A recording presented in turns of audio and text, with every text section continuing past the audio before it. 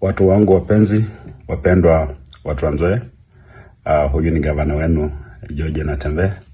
Ningependa kuchukua nafasi hii kuwatakieni mwaka mpya wa 2026 wenye baraka teletele na mafanikio. Mwenyezi Mungu amekuwa mkarimu kwetu huu mwaka wa 2025, ingawa umekuwa mwaka wa matatizo mengi. Watu wetu wamepitia kwa masaibu makubwa sana. Hali ya maisha imekuwa ni ngumu, lakini licha hayo yote lazima tumregeshe Mwenyezi Mungu shukrani kwa kutupatia afya njema na kutupatia uhai mpaka wakati huu. Niko na hakika kwamba huu mwaka ambao unaanza usiku wa manane leo utakuwa mwaka mzuri, utakuwa mwaka bora, utakuwa mwaka wa mafanikio. Ningependa tu kuambia na kuwashukuru tena wakazi wa Trans Nzoia kwa ile nafasi mlinipatia mimi kuwa gavana wenu. Nimejitahidi iwezekanavyo kuhakikisha kwamba tunatoka kwa ile shimo ambalo wale jamaa wa Ford Kenya walikuwa wametuweka ndani. Tumetoka ndani, tunapigania heshima ya watu wetu na pia tunapigania haki ya kila Mkenya. Haya mambo hayaji tu kwa urahisi, yanakuja at great risk hata kwa maisha yetu sisi wengine wetu, lakini tumesema kwamba kwa Wakenya kupata haki yao na kuishi maisha ambayo ni ya haki, maisha ya heshima, lazima wengine wetu tutolee mwanga. Kwa hivyo mimi ile nafasi mlinipatia kama gavana wenu, kila saa, kila dakika, kila sekunde, mimi nimejitolea kikamilifu kuhakikisha kwamba nawafanyia kazi. Na ndiposa tumefanya miradi mingi katika kaunti yetu. Kuna amani katika kaunti yetu. Watu wetu wako Moi United, licha na chama chache tu ambao wanaleta kidogo maneno kidogo, lakini sisi tunaendelea kujenga kaunti ambayo iko na umoja na kaunti ambayo inajua ni mahali gani inaenda. Wale ambao wanaleta siasa zao kutoka sehemu zingine za taifa la Kenya, tunaambia tafadhali focus kwenye kule kaunti zenu, maana kule pia kuna watu ambao wanaumia, wanataka kushughulikiwa.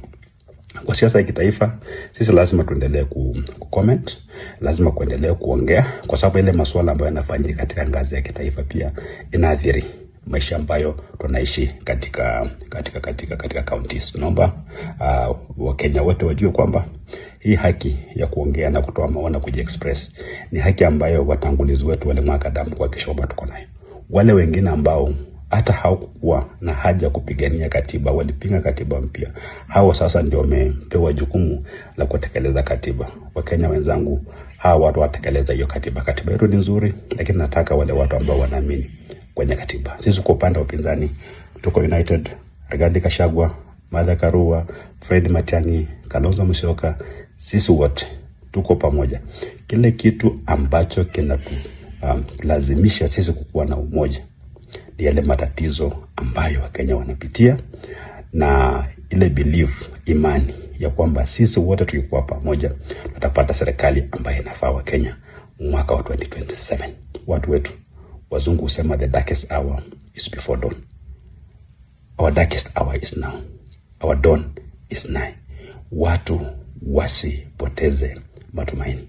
Wala ambao wanaishi maisha mazuri, mnaona wanapiga kelele, wanatusi watu, wasema watu wana akili, wanasema sisi wote lazima tuingie kwa serikali. Hata kama hatuamini katika sera za hiyo serikali, wanataka tuingie pale kwa lazima.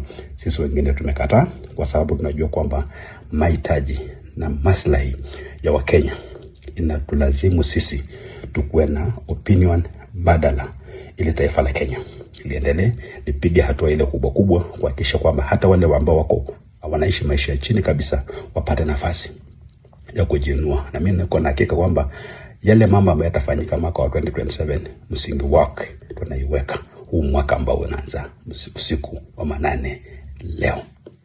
Nawatakia kila laheri. Mwenyezi Mungu awapatie afya, awapatie uhai, awapatie hekima, awapatie fikra, na awapatie ile maono ya kujua kwamba Mungu ametupatia nafasi kuchagua viongozi.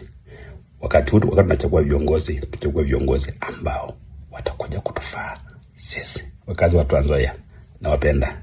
I love you. Na basi malukali kabisa. Wakazi wa eneo lote la magharibi, ndugu zangu, tushikilie kushikana, tukue pamoja, tuongea na sauti moja kama vile jamii zingine zinaongea na sauti moja, ili pia tuheshimiwe. Kwa taifa la Kenya, mimi naamini strong communities make a strong nation. Wale watu ambao wako na akili finyu. Wala ambao wanafikiri kwamba tukisema kwamba jamii zikuwe strong, zikuwe united ukabila, ni wale watu ambao wana practice tribalism. Tribalism ni kupendelea kabila lako kwa ajira, kwa maendeleo, kwa kila kitu. Sisi hatuongea mambo ya ukabila, tunaongea mambo ya umoja wa jamii za Kenya, ambao huu umoja utaleta umoja wa taifa la Kenya ambao litakuwa stronger na dhabiti. Mwenyezi Mungu awabariki. Tuendelee kujali maslahi ya kila mtu, tupendane, maana taifa la Kenya linatuhitaji sisi wote. Kujenga taifa la Kenya ni harambee, kuondoa viongozi wabaya ni harambee. Mwenyezi Mungu awabariki sana, awajalie neema, na mwaka wa 2027 uwe mwaka wa mafanikio. Asanteni sana. Gavana Natembeya. Inshallah.